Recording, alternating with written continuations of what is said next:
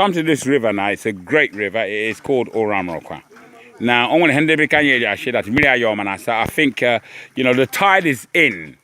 It's not like over there in the UK where when the tide is in and the tide is out, obviously it dries out a little bit and it all comes flooding back in the evening.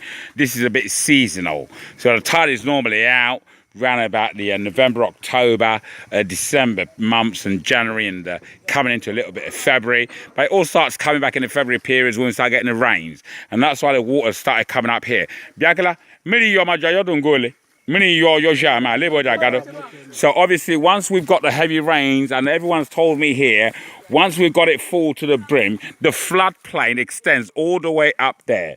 We're just going to walk along the bank of the river, get a few shots in here. You've got some amazing sea life and water life. You've got amazing, well, you've watched River Monster, so I say no more. Let's walk along the bank of the river.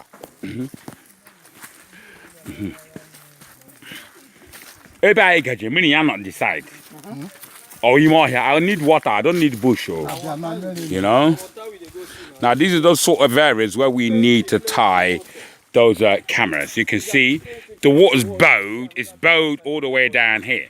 So it's kind of giving you kind of a beach effect. I've always recommended when you do have this sort of setting, you see where we are at the moment, dig the white sand that's in the river, pour it all over here, you got yourself a beach.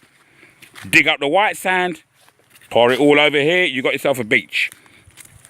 So, what do we have here? Somebody left their slippers here. Are they inside the water? Yeah. Find them all, you know. So you can actually see again. You can see the colour of the river and so on. I used to muck around in these areas when I was a little boy. See if I'm going to get you a bit more footage. And mind your step, or please, you know, and so on and so forth. But then again, I know these parts. They don't bother me. I can swim anything. I can swim in ocean. I can swim in here. And take it easy, yo. You can see it all goes down there. I'm going to zoom in and see what I can find.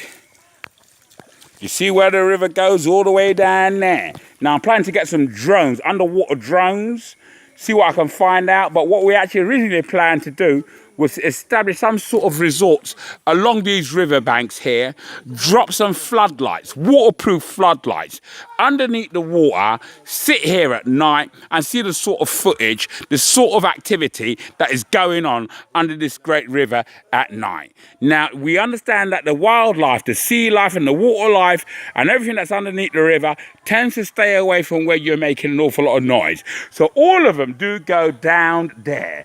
If I lay a couple of hooks down there, lay a couple of nets down there, don't know what I'm going to come up with. Guess what? How about if I put a camera underneath the water? Who knows what I'm going to actually come up with? I'm going to zoom out now. Oh, yeah, they already got their nets over there. You can see that those nets are there. You already see that that's over there. But I'm going to zoom out, and zoom out.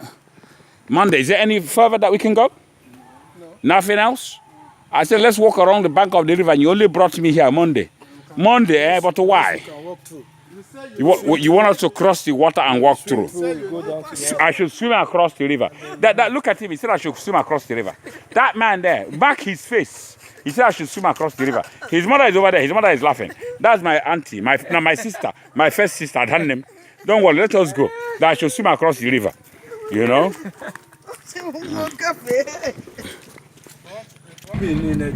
Just check it out. We're just coming back from the river now. This is what the road looks like.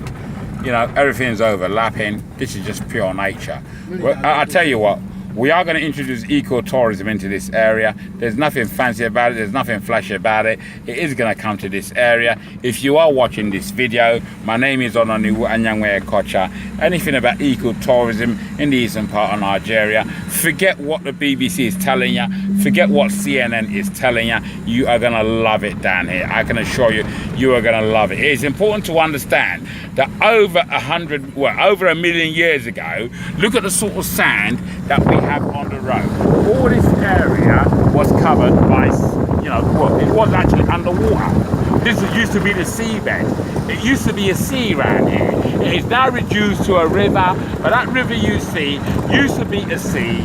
Anyone that is into marine life, anyone that's into geography will understand that this entire area was occupied or covered by water. It probably receded over, well, several millions of years ago. I haven't got any data measuring equipment to ascertain at the time in which it actually receded. But then again, we do have those who are qualified in this sort of area that can actually enlighten you as to how areas like this would have been totally covered by water. It receded several hundreds or several million years ago. But then again, you know, it's still being used by the locals. I applied these roads daily when I was a little kid. You know, they brought me out here in 1975 and I refused to come back to the UK. Now tell me, how many of you out there is going to look at all of this beauty and come back to the UK? I only came back to the UK because I had to. After 15, 20 years, I had to. But left to me, I'll hang out here. Look at the environment. Look at the environment. I know every bush by name. I know every weed by name. I know every grain of sand in this entire part of the world. Now, not many people can boast about that, but I do. I'm gonna pause it now, see if I can get you a bit more footage, you know, get you a bit more activity. I don't want you to listen to me just babbling every minute. One moment.